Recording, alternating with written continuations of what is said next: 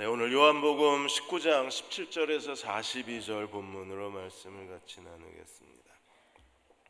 68세에 회사를 창업하신 분이 계십니다. 크레이그 벤터라는 분이신데, 이분이 휴먼 롱제비티 그 회사를 설립을 하셨는데, 지금 생명공학 분야에서 굉장히 주목하고 있는 회사 중에 하나입니다. 이 회사에서는 인간 장수에 대해서 연구를 합니다. 이 크레이그 벤터 이분은 아주 괴짜입니다. 미국 정부가 인간 게놈 지도 연구를 시작했을 때 이분도 같이 시작을 하셔서 미국 정부가 인간 게놈 지도 발표할 때 2001년도에 이분도 인간 게놈 지도를 발표를 합니다.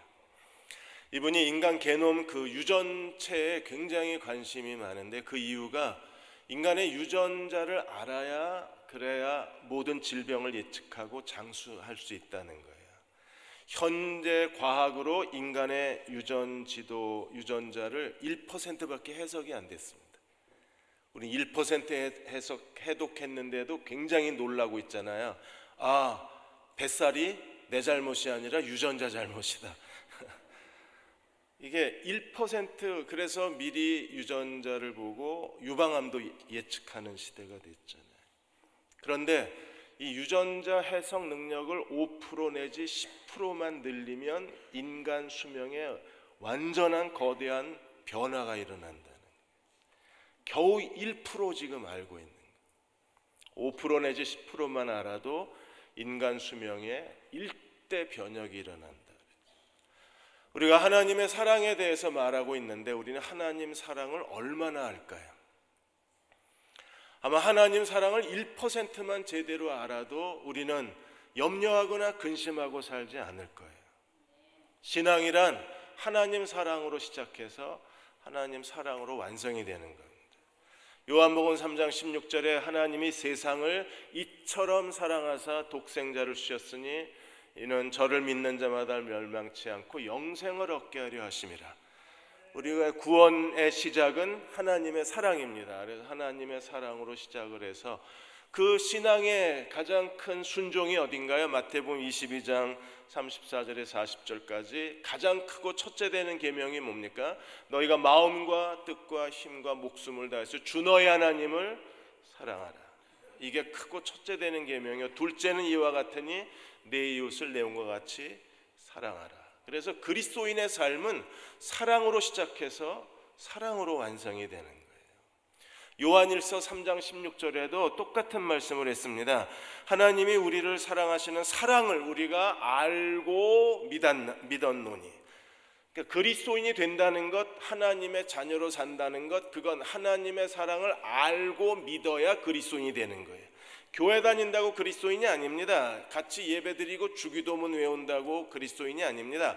그 내면에 하나님의 사랑을 알고 믿어야만 됩니다. 알고 믿으면 그 다음에는요, 알고 믿었나니 하나님은 사랑이시라. 사랑 안에 거하는 자는 하나님 안에 거하고 하나님도 그의 안에 거하느니라. 우리가 사랑 안에서 살아야 합니다. 그러나 우리는 이기심과 교만과 자기 자신밖에 모르는 탐욕 때문에 다른 사람 사랑하는 게 정말 어렵습니다. 사람은 누구나 다 자기만 특별하다고 생각하고 살아요. 내가 특별하고 내 자식만 특별한 거예요. TV 화면에서 가끔 어떤 어머니들이 그러잖아요. 내 아들 얼마나 잘생겼냐고. 그런데 화면이 비치는 순간 어머니한테만 굉장히 잘생긴 아들이지 사회 보편적 기준으로 보면 그냥 평범한 아들이잖아요. 왜 이래요? 나만 특별한 거예요. 그래서 사랑하기가 정말 어렵습니다. 그래서 오늘 19장 30절에 예수께서 다 이루었다고 하셨을 때 주님이 도대체 뭘 다 이루신 거예요? 세상이 이렇게 엉망이고 교회는 다 분열이 되고 복음은 땅끝까지 증거되는 게 아니라 예수 믿는 사람들이 교회를 빠져나가고 있는데 다 이루었다. 뭘 다 이루신 겁니까? 우리로 하여금 죄에 대하여 죽은 자 하나님께 대하여 산 자로 거듭나게 하셔서 죄로부터 해방되고 다른 사람을 사랑할 수 있는 사람으로 만드신 것, 이걸 다 이루신 거예요. 그러므로 우리는 예수 그리스도를 믿음으로 말미암아 그리스도의 죽음과 부활을 통해서 다른 사람을 사랑할 수 있는 사람이 되는 게 중요합니다.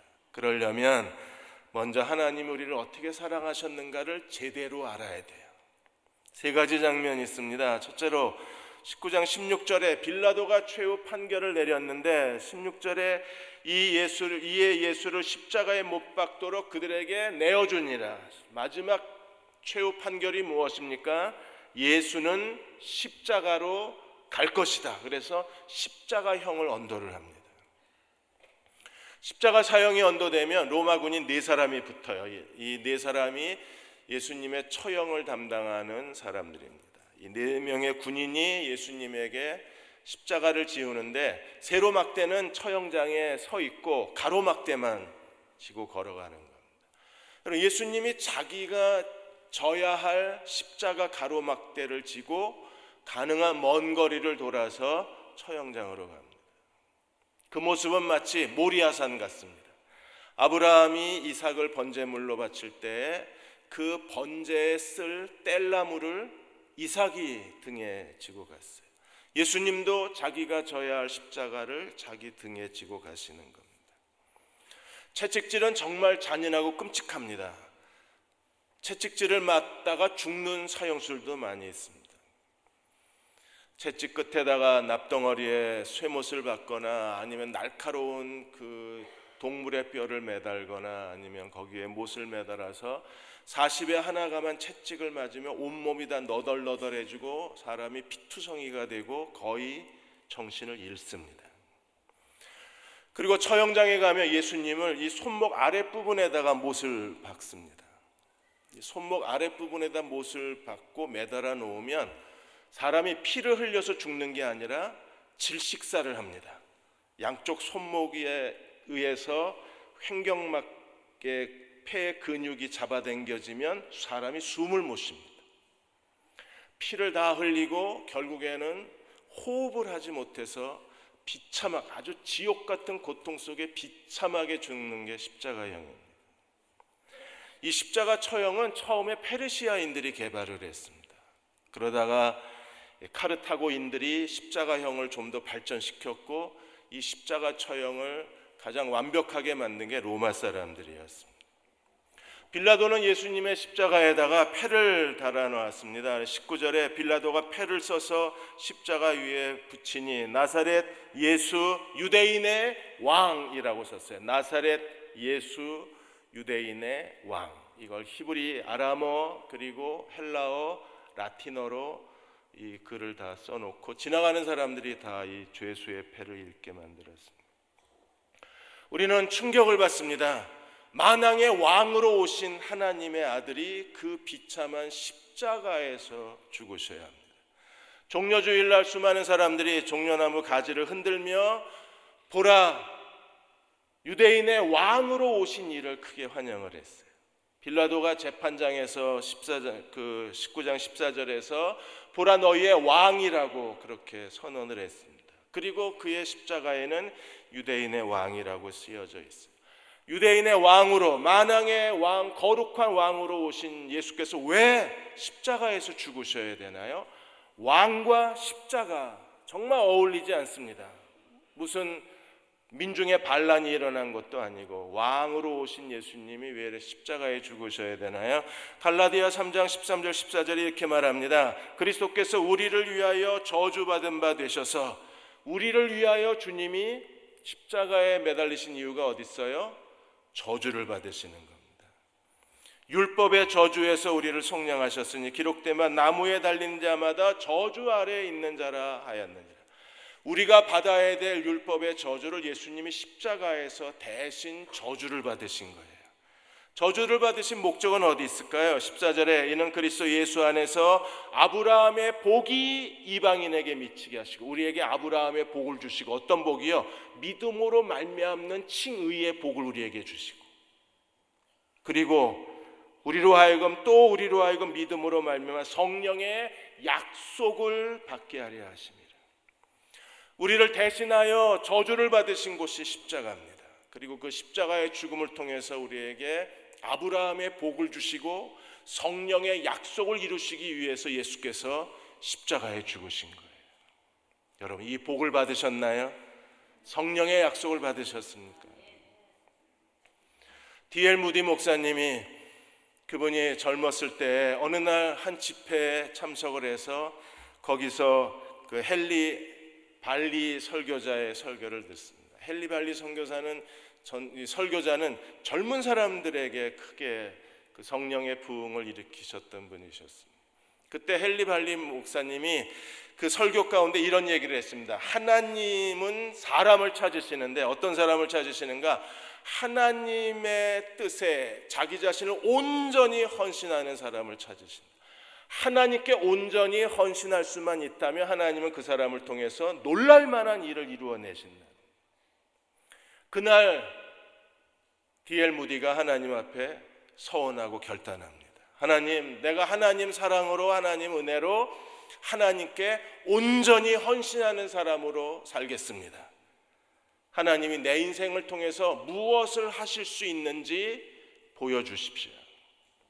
우리가 잘 아는 대로 D.L. 무디는요, 공부 많이 한 사람이 아닙니다. 좋은 가문의 사람이 아닙니다. 그럼에도 하나님께 온전히 헌신했을 때 하나님은 D.L. 무디를 통해서 수백만의 영혼이 주님께로 돌아오게 하셨어요. 어떻게 이 일이 가능합니까? 아브라함의 복이 임하는 겁니다. 어떻게 이 일이 가능해요? 성령의 약속이 우리에게 이루어지는 거예요. 두 번째로 우리는 예수님의 복종을 주목할 필요가 있습니다. 예수님은요, 하나님 말씀을 응하게 하기 위해서 십자가의 모든 과정을 끝까지 순종하셨어요. 우리는 놀랍니다. 예수님의 십자가에서 일어나는 모든 일들이 일반 사형수들도 일어날 수 있는 일이라고 생각을 하는데, 그 우연히 일어나는 일이 아니라 그게 전부 성경에 예언이 되어 있다는 거예요. 더군다나 예수님의 이러한 십자가에 대한 예언의 말씀이 시편의 말씀이 있고 스가랴 말씀이 있는데, 여러분, 시편은요 예수님 오시기 1000년 전의 사람입니다. 다윗이. 스가랴 선지자는요 500년 전의 사람입니다. 그러니까 예수님 오시기 1000년 전에, 예수님 오시기 500년 전에 하나님은 선지자를 통해서 예수님이 십자가에서 어떤 죽음으로 죽게 되실지, 십자가에 어떤 일이 일어날지를 미리 예언하시고, 하나님이 예언하신 그 하나님 말씀이 그대로 이루어지고 있다는 거예요. 정말 무섭고 두려운 일이 아닐 수가 없는 거예요. 먼저 군인들이 예수님을 십자가에 못 박은 후에 23절에 보시면 그 옷을 취했습니다. 그러니까 사형수들의 입고 있던 옷은 군인들의 부수입이 된 거예요. 4명의 군인이 하나씩 다 나눠 갖고, 속옷은 통짜니까 속옷을 찢지 않고 24절에 군인들이 서로 말하되 이것을 찢지 말고 누가 얻나 제비 뽑자. 당연히 제비를 뽑아서 한 사람이 가져야죠. 그런데 이 일에 대해서 성경이 미리 예언이 됐다는 거예요. 그래서 이는 성경에 그들이 내 옷을 나누고 내 옷을 제비 뽑나이다 한 것을 응하게 하려 함이러라. 군인들이 이런 일을 하고, 어떤 일이요? 이미 성경이 예언된 일을 했다는 겁니다. 어디에 예언이 됐나요? 시편 22편 18절에 예언이 된 거예요. 여러분, 5개 옷을 다 벗겨내면 예수님 완전히 벌거벗긴 채 십자가에 매달리세요. 그 수치스럽게 십자가에서 죽어가는 과정 속에 그 예수님의 옷을 벗기고 군인들이 이런 일을 할 거라는 게 이미 1000년 전에 예언이 됐다. 두 번째 장면은 28절로 가시면 예수께서 모든 일이 다 이루어진 것을 아시고 이미 하나님의 뜻이 이루어지고 있는 거예요. 예수님은 왜 오셨어요? 십자가에 죽으러 오셨고 지금 아버지의 일이 이루어져 가고 있는 겁니다. 그래서 예수님이 이 모든 일이 이미 이루어진 줄 아시고 성경을 응하게 하기 위해서 예수님 뭐라고 그러셨어요? 내가 목마르다. 이게 시편 22편 15절, 시편 69편 21절을 인용한 거로 우리가 보아요. 예수님은 요한복음 7장에서 뭐라고 그러셨습니까? 누구든지 목마른 거든 다 내게로 와서 마셔라. 나를 믿는 자는 배에서 생수의 강이 흘러나리라 그랬는데, 지금 내가 생명의 물을 주겠다고 말씀하신 하나님의 아들 예수님이 내가 목마르다고 외치고 계신 거예요. 그렇게 하신 이유가 어디 있습니까? 성경을 응하게 하시려고 그 일을 이루셨어요. 그리고 30절에 예수께서 신포도주를 받으신 후에 이르시되 다 이루었다 하시고 머리를 숙이시니 영혼이 떠나갔습니다. 그러니까 내가 목마르다 다 이루었다, 이미 성경에 주님이 말씀하신 예언이고 그 예언을 십자가에서 끝까지 순종함으로 이루어내신 거예요. 우리는 요한복음 17장 4절에 예수님이 기도한 내용을 기억합니다. 아버지께서 내게 하라고 주신 일을 내가 이루어 아버지를 영화롭게 하였나이다. 하나님 말씀이 응답된 세 번째는요, 그 31절에 37절까지 내용인데, 31절에 이제 금요일 저녁 6시면 안식일이 시작이 됩니다. 그러자 유대 종교 지도자들이 빌라도에게 와서 시체들이 빨리 죽도록 다리를 꺾어달라고 요청을 해요. 이 시체들의 다리를 꺾고 빨리 죽게 하는 것을 크루리 프라기움이라고 얘기합니다. 이 크루리 프라기움은 쇠망치를 가지고 와서 십자가에 달려있는 죄수들의 무릎을 부셔버리는 거예요. 무릎을 부셔버리는 이유가 피를 많이 흘려서 빨리 죽으라는 게 아니라, 우리가 십자가에 예수님이 양 손목에 못을 박고 실제로 다리는 못을 박지 않습니다.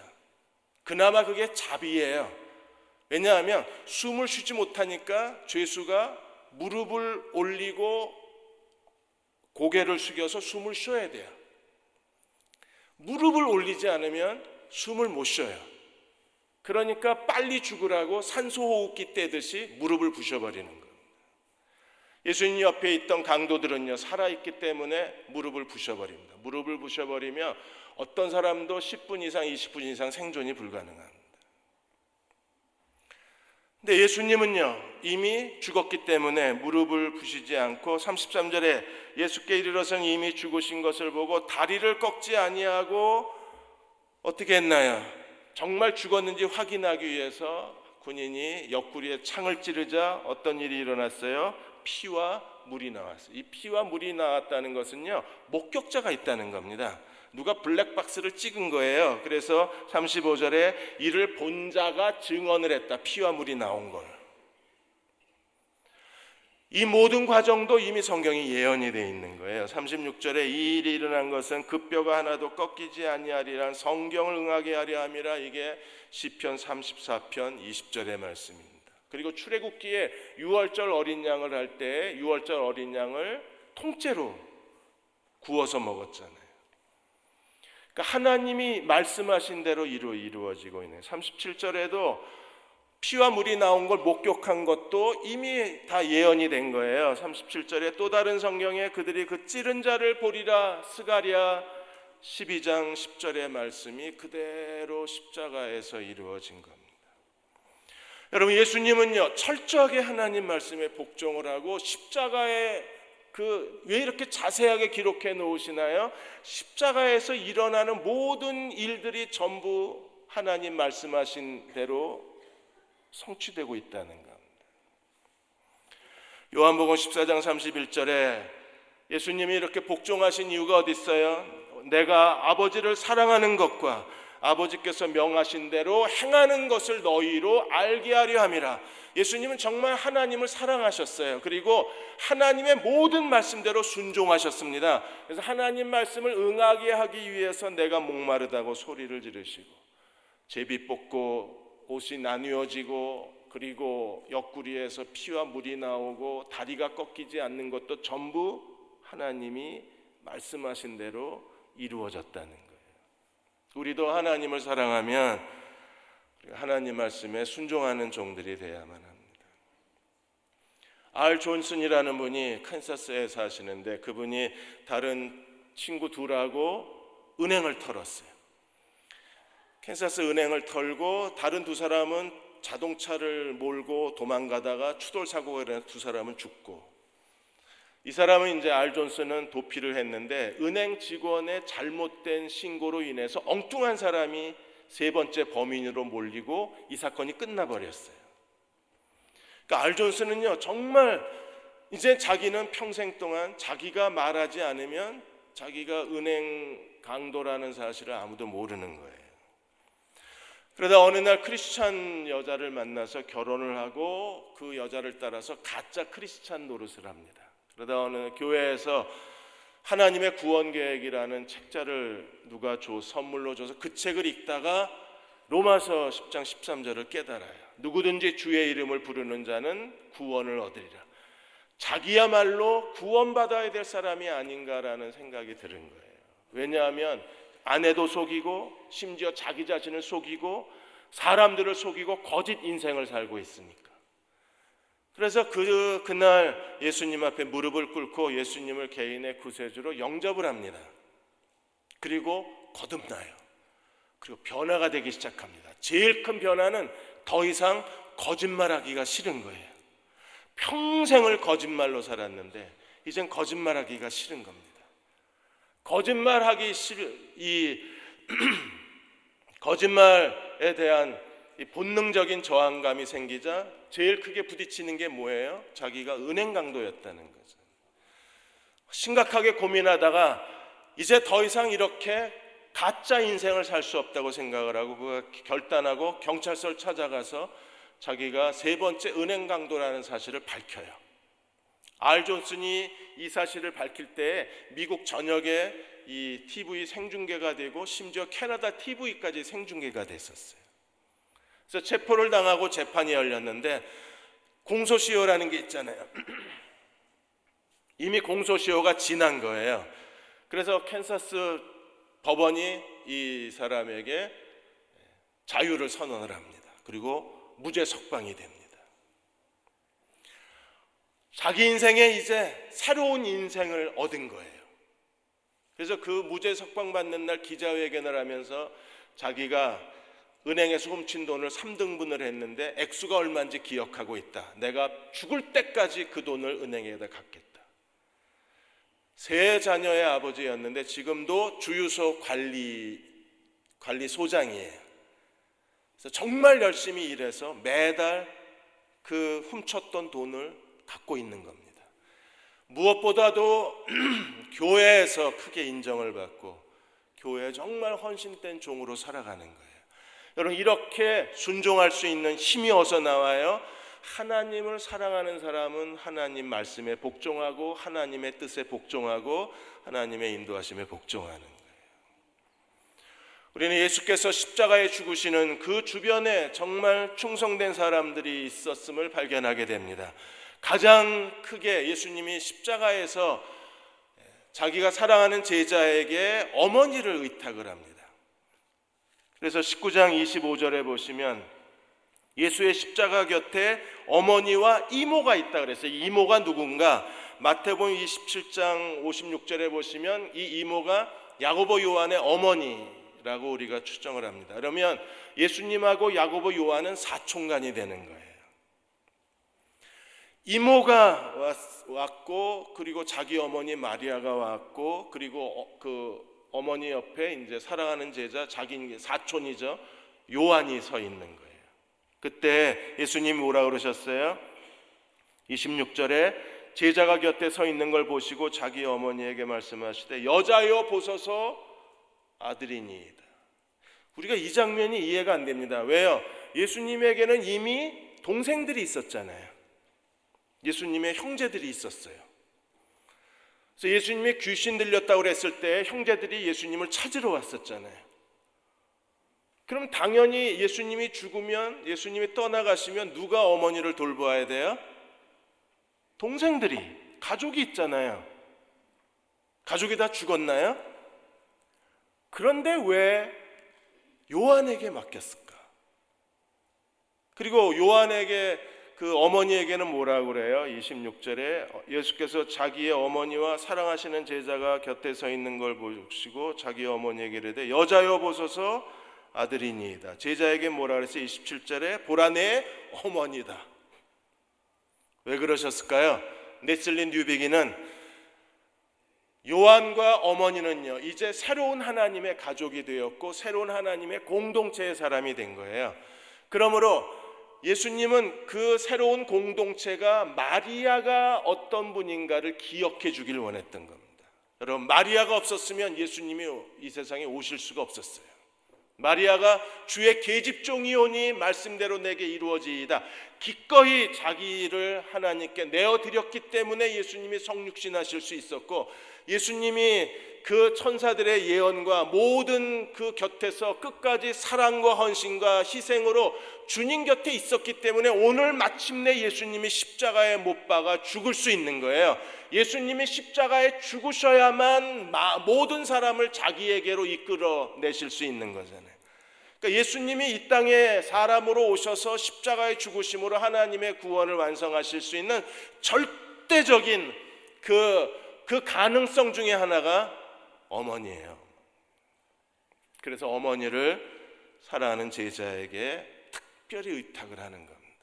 오늘도 하나님께서는요, 하나님 나라가 여기까지 확장되는데 하나님께 온몸으로 헌신된 사람을 하나님이 귀중히 여기시고 하나님이 그들에게도 특별한 대우를 하시는 거예요. 또 다른 한 사람이 있습니다. 아리마대 요셉입니다. 그래서 38절에 아리마대 요셉은요, 부자에다가 공회 회원입니다. 그러니까 유대인의 국회의원처럼 권세와 그리고 부를 가지고 있는 사람이었는데, 그 사람이 그동안에 예수님의 숨겨진 제자였었어요. 그런데 어떤 일이 벌어졌나요?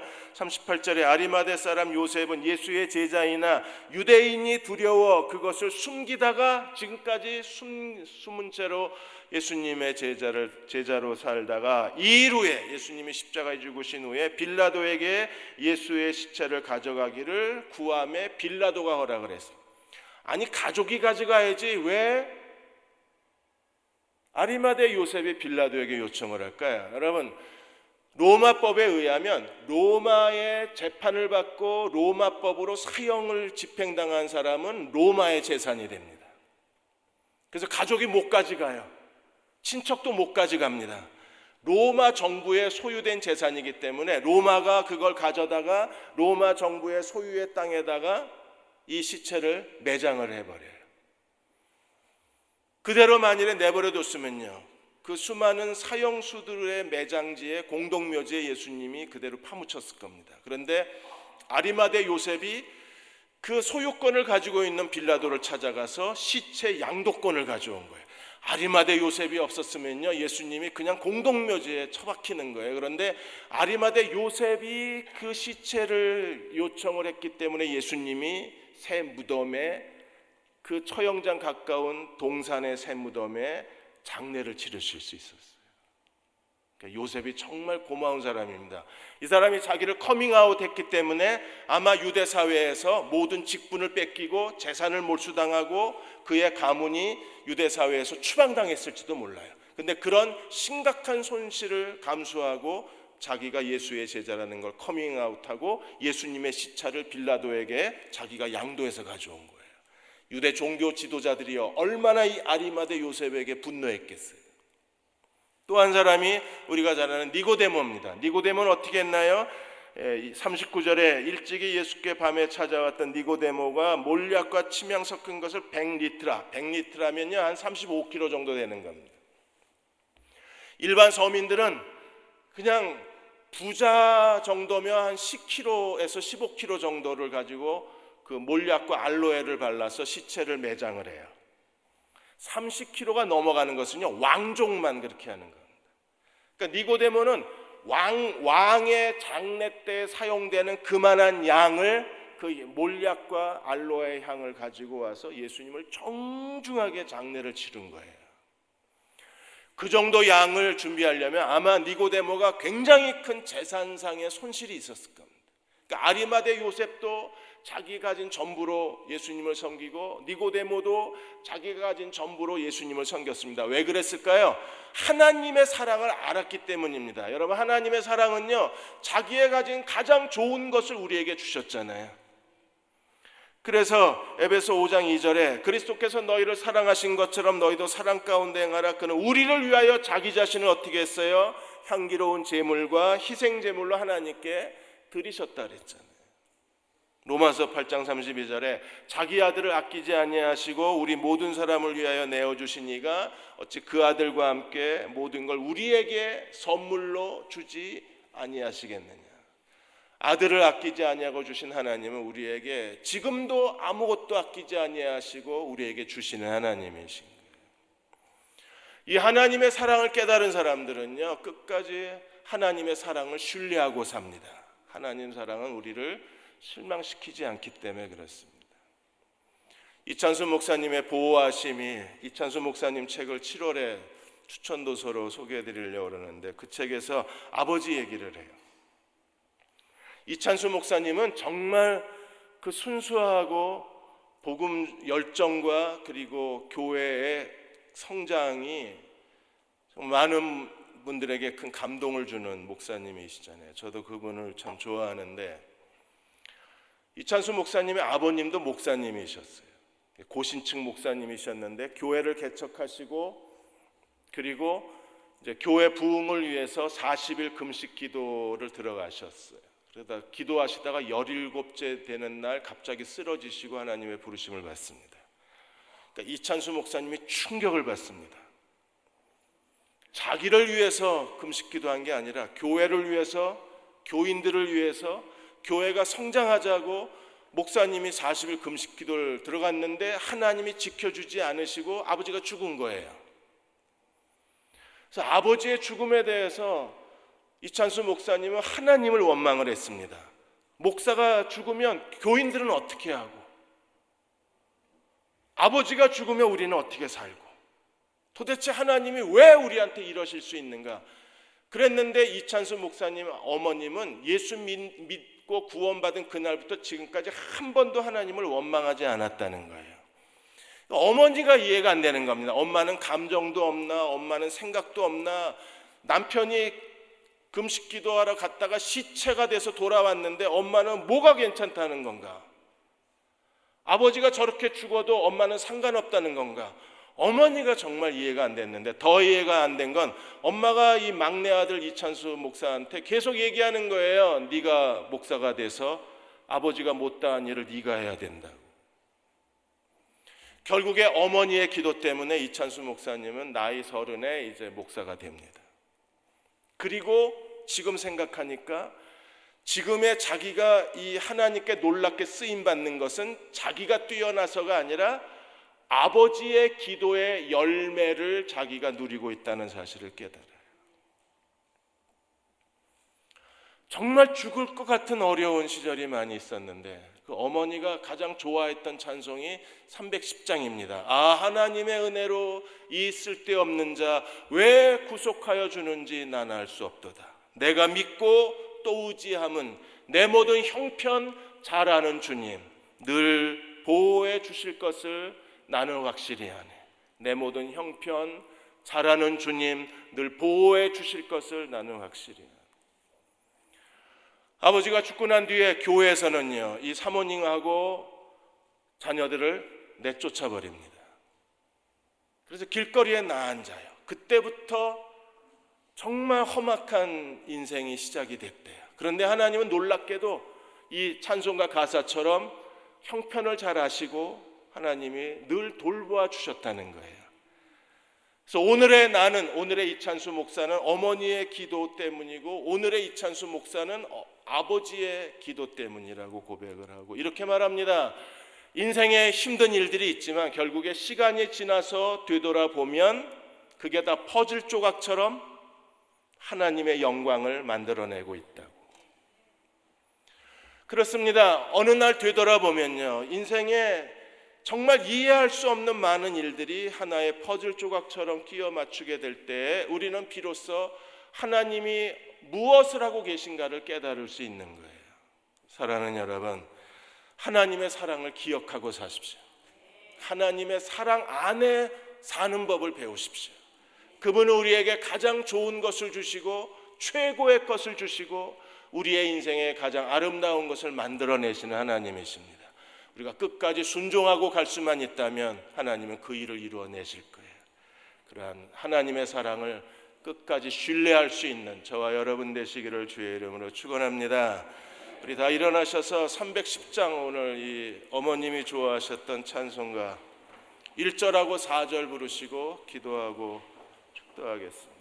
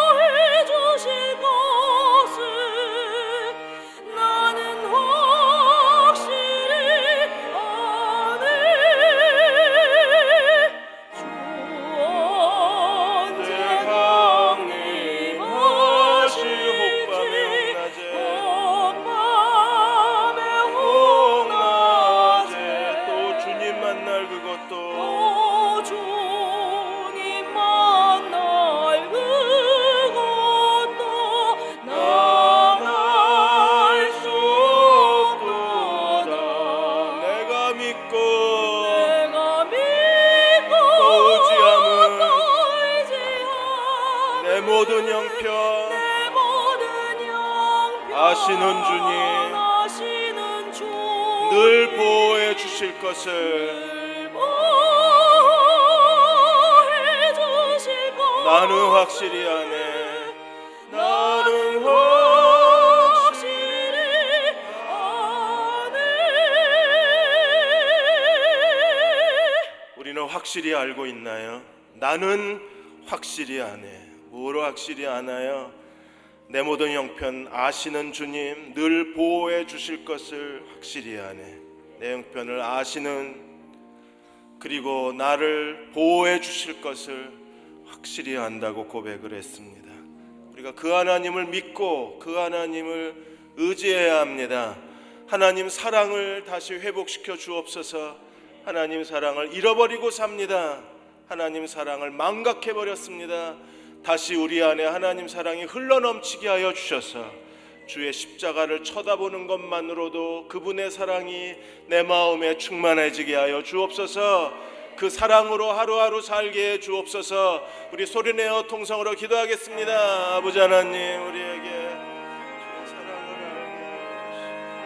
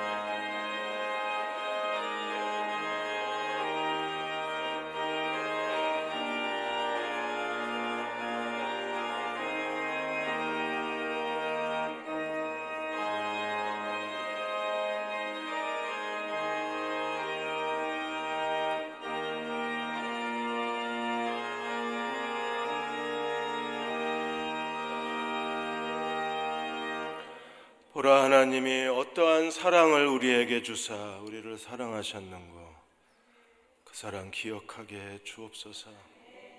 자꾸 염려하고 실망하고 한숨 쉬고 원망합니다.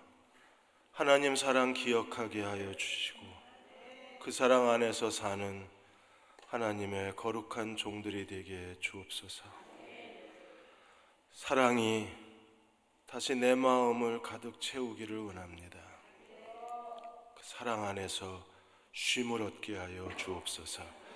지금 우리를 죄에서 구원하신 우리 주 예수 그리스도의 은혜와 하나님 아버지의 그 크신 사랑하심과 성령의 위로하시는 은혜가 오늘 7월의 첫째 주일 첫 예배 드리고 돌아가는 모든 교우와 가정과 사랑하는 아들, 딸들과 사랑하는 고3 학생들과 우리의 기도하는 모든 기도와 이 땅의 모든 교회 위에 지금부터 영원히 함께 하시기를 간절히 축원하옵나이다. 아멘.